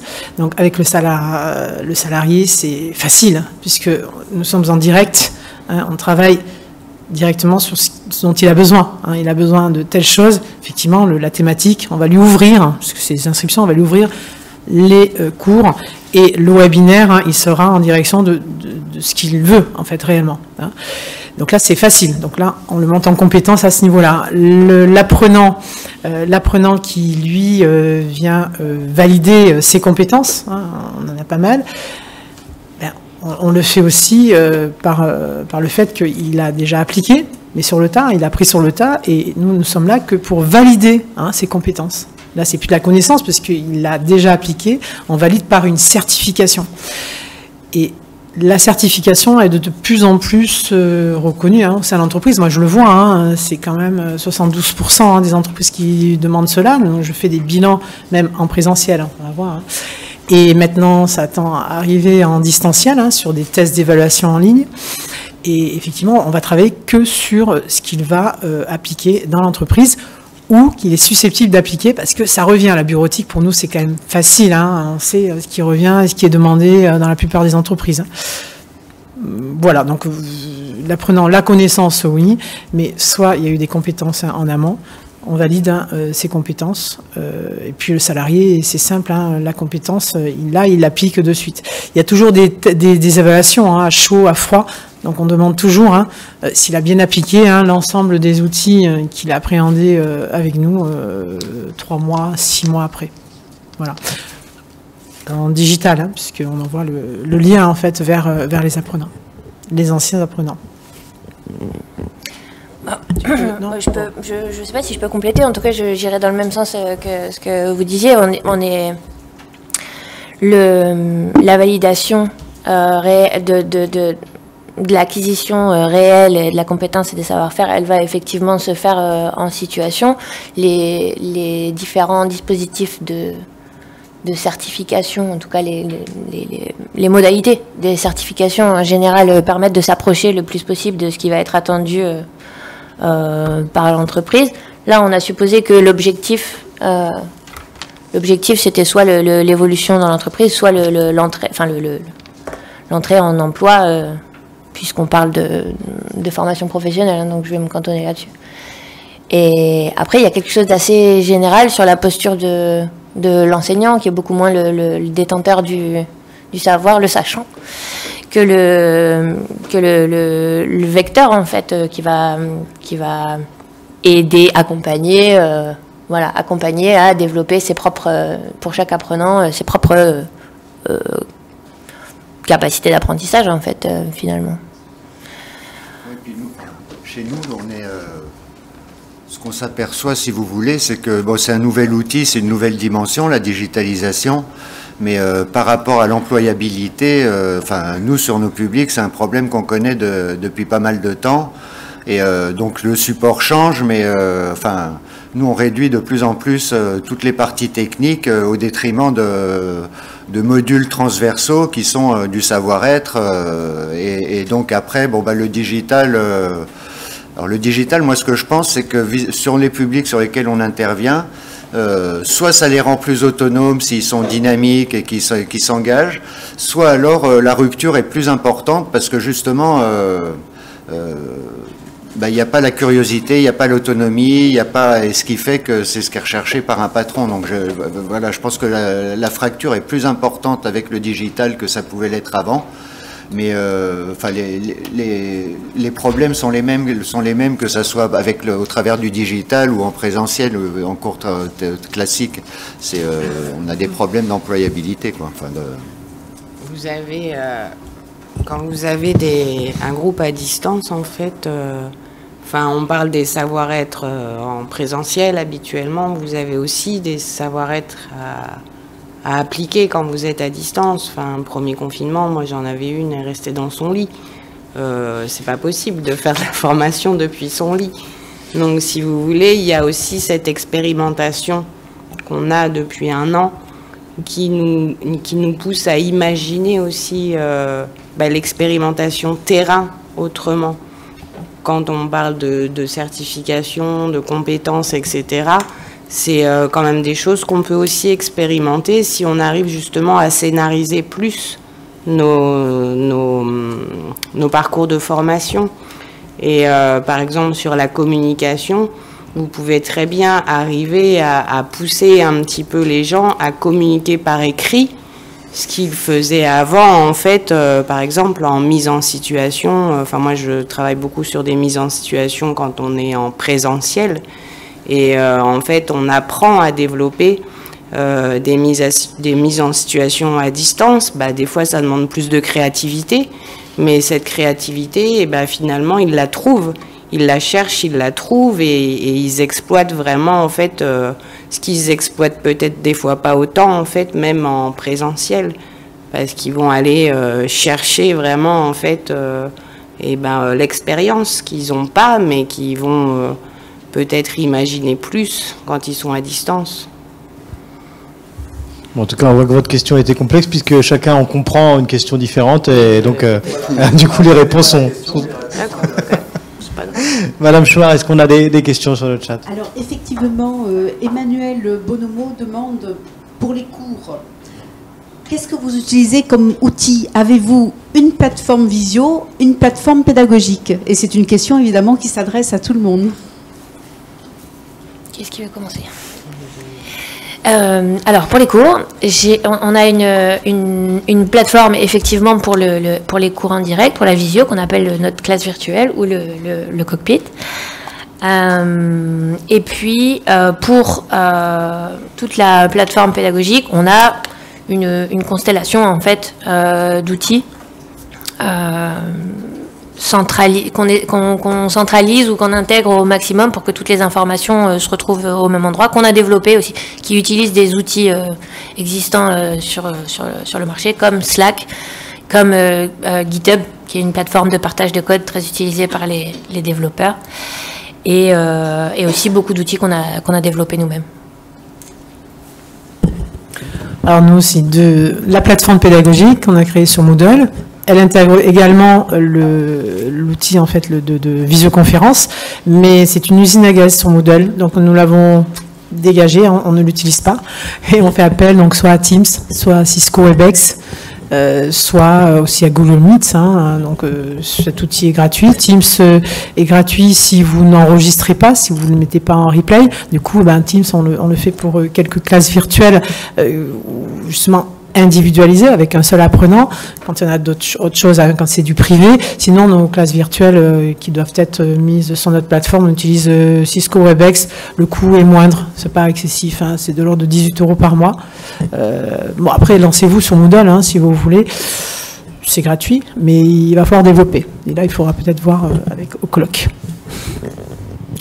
Ouais, nous, à la CPM, si vous voulez, on est sur une plateforme Moodle, mais À partir d'aujourd'hui, on est parti dans la suite Microsoft, donc on utilise tous les outils Microsoft et on a passé un accord et donc on fournit Office 365 aux stagiaires durant le temps de la formation. Alors c'est pas forcément le plus convivial, mais dans la mesure où nous on travaille avec, c'est quand même plus simple pour les formateurs de travailler qu'avec Teams plutôt que d'utiliser 3 visios différentes. Et voilà, donc pour tout. Et après, au niveau pédagogique, les formateurs ont une palette d'outils qu'ils utilisent. Oui, en fait, après, on a un peu travaillé sur plusieurs plateformes du genre Geniali ou Parcourou. Parcourou, l'intérêt, c'est que c'est très facile. Et en fait, dans les Parcourou, on peut intégrer des petits outils, je pense que tout le monde connaît, qui sont en effet les Kahoot, les Lino, parce qu'en fait, on fonctionne par briques et du coup, l'idée, c'est une brique va correspondre à un module d'apprentissage dans lequel on va rajouter le petit outil qui reste dynamisant sur la fin. On va derrière mettre une brique d'évaluation où on va remettre le petit outil qui reste dynamique à la fin. Enfin voilà, du coup, c'est des outils qui sont plutôt assez faciles à utiliser et hyper compatibles entre eux. Ok, merci pour ces réponses. Bon, c'est l'heure de conclure. Donc j'espère que vous restez jusqu'à la conférence de clôture à 16h. Je pense qu'il y aura un retour d'expérience un peu collectif sur l'événement. Moi, je suis le seul à pas être un professionnel de la formation, peut-être dans cette salle aujourd'hui. Donc merci pour ces retours d'expérience, merci pour votre participation. Moi, c'est presque, c'est pas une surprise, mais je constate avec satisfaction que la digitalisation, c'est pas une prise de distance entre le formateur et l'apprenant. On le voit bien même à quel point ça vous angoisse de parler d'industrialisation et d'énormes classes où on ne distingue plus l'apprenant et où on risque de perdre le contact, et que même dans ces situations-là, vous trouvez quand même des moyens pour garder le lien et avoir un contact direct. Donc c'est plutôt réjouissant, parce qu'il ne faut pas que la digitalisation, ça soit la fin du contact humain. Donc merci pour toutes ces recettes et ces solutions que vous avez développées pour conserver la relation entre le formateur et l'apprenant dans ces process-là. Je pense que parmi vous, vous avez tous au moins franchi, au moins pour partie, le cap où vous êtes en cours. Vous avez vu pendant ces 2 jours, il y a aussi des solutions qui ont été présentées pour vous accompagner dans la démarche. Mais en fait, cette démarche, ce que j'ai bien compris d'après vos témoignages à vous aussi, c'est qu'en fait, elle est jamais terminée, et que le retour d'expérience, on pourra le refaire dans quelques années, et que vous aurez encore certainement beaucoup d'autres choses à nous dire. En tout cas, merci beaucoup à tous et à toutes. Et puis, je vous invite à respirer peut-être un petit quart d'heure, et puis à nous retrouver tous ensemble dans l'amphi pour la clôture. Alors, juste un petit mot avant que l'on se sépare. Cet atelier ainsi que tous les autres seront consultables en replay sur le site du Cariforef, donc n'hésitez pas dans un petit moment à le consulter. Et pour tous ceux qui n'auraient pas eu le temps d'émarger, j'ai une collègue qui est là. Je vous en prie à poser votre petite griffe sur le document. Merci beaucoup pour votre participation.